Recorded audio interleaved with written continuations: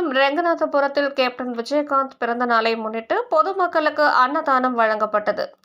தேமுதிக நிறுவன தலைவர் கேப்டன் விஜயகாந்த் அவர்களின் பிறந்த நாளை தமிழகம் முழுவதும் தேமுதிகவினர் பல்வேறு விதங்களாக கொண்டாடினர்.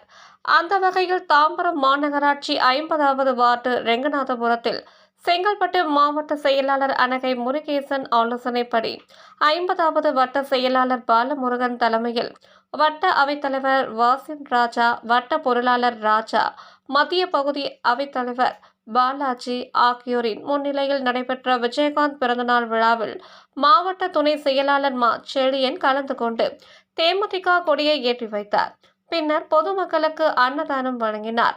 இதில் மாவட்ட பகுதி நிர்வாகிகள் ஹரிகிருஷ்ணன், சதீஷ்குமார், பாத்திமா, லோகநாதன், பவுல்ராஜ், வள்ளி, ஜார்ஜ், குழந்தைராஜ், ராசி மகேந்திரம், மணி, தேவராஜ், ரமேஷ் மற்றும் 50வது வார்டு நிர்வாகிகள் தினேஷ், அலியார், முத்து, சையது, அப்துல்லா, கஜேந்திரன், நடராஜ், ஹரி, ஜாகிபாய், கார்த்தி, அன்வர், பிரதாப், காஜா மெய்தீன், தமீம், இப்ராஹிம் உள்ளிட்ட பலர் கலந்து கொண்டனர்.